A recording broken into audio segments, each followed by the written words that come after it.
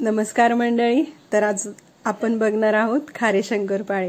तर त्याच्यासाठी हे साहित्य घेतले मी, मीठ, थोडासा रवा, जिरे, ओवा, काळी मिरी पूड आणि तीळ।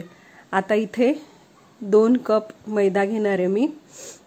हा जो कप आहे हा अर्धा किलो जर मैदा असेल तर हे 3 कप पूर्ण भरून अर्धा किलो मैदा होतो।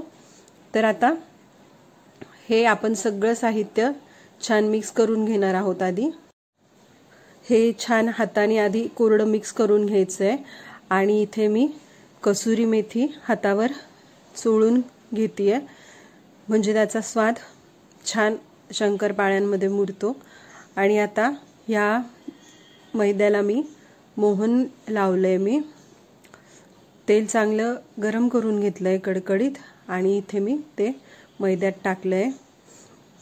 तेल खूपच गरम असतं त्यामुळे ते मिक्स करायसाठी आधी चमचा वापरा, नंतर टेम्परेचर थोडं कमी झालं की मग हाताने नीट सगळ्या मैद्याला हे तेल चोळून घ्यायचंय।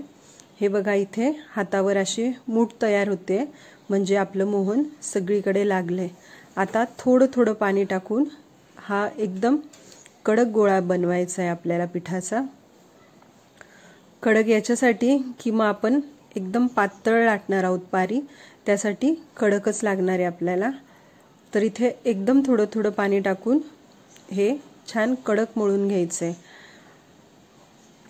आणि हे 10 ते 15 मिनिट तसंच ठेवायचंय। बघू शकता खूपच कडक मळलंय मी आणि हे आता 10 ते 15 मिनिट मी तसंच ठेवणार आहे। आता हे आपण लाटून घेणार आहोत। छान पातळ लाटायची आपल्याला ही मैद्याची पोळी, म्हणजे आपले शंकरपाळे खूप छान खुसखुशीत होतात। तुम्हाला जितकी पातळ लाटता येईल तितकी पातळ लाटायची आहे। आणि मी पिझ्झा कटरनी याच्या स्ट्रिप्स करून घेणार आहे। तुम्हाला जशा शेपमध्ये पाहिजे तशा शेपमध्ये शंकरपाळे तुम्ही करून घ्या। माझ्याकडे लहान बाळगोपाळ मंडळी आहे, त्यांच्यासाठी मी वेगवेगळ्या प्रकारचे शेप केले होते, ते मी शेवट दाखवणारच आहे तुम्हाला। हे बघा एकदम सेम साईज ठेवायची आहे, म्हणजे दिसायला पण छान दिसतात। आणि तिकडे मी तेल गरम करायला ठेवलंय। तेल आधीच गरम करून ठेवायचे, म्हणजे आपले शंकरपाळे नंतर पटपट तळता येतात आपल्याला। मग हे बघा मी इथे 1-1 इंचाच्या स्ट्रिप कापून घेतल्या होत्या। आता इथे आपलं तेल छान कडकडीत गरम झालेलं आहे।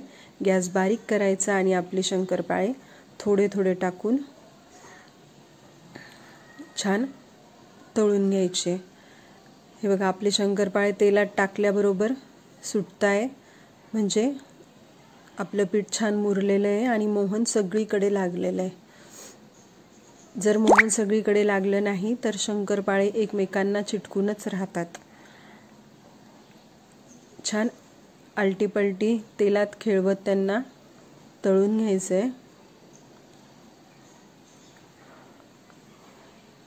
हे बघा आपली शंकरपाळे छान तेल तापलेलं होतं आधीच, म्हणून लगेच कलर बदलायला लागलेत। तुम्ही जितकी पातळ पारी लाटाल तेवढे तुमचे शंकरपाळे छान खुसखुशीत होणार आहे। आणि आपल्या शंकरपाळ्यांना छान बुडबुडे पण दिसत आहे, म्हणजे आतमध्ये पर्यंत शंकरपाळी छान तळली गेलेली आहेत। रेसिपी आवडली असेल तर कमेंट्समध्ये सांगा, लाईक करा, सबस्क्राईब करा आणि शेअर करा। ही शंकरपाळी तुम्ही प्रवासात सुद्धा नेऊ शकता किंवा घरी असंच मधल्या वेळाचा खाऊ म्हणून मुलांसाठी तयार करू शकता। हे बघा आपली शंकरपाळी छान झालेली आहे। मी तुम्हाला एक तोडून दाखवते, आतमध्ये पर्यंत छान तळली गेलेली आहे आणि एकदमच खुसखुशीत झालेली आहे। असेच मी सगळे शंकरपाळे तळून घेतले होते। हे बघा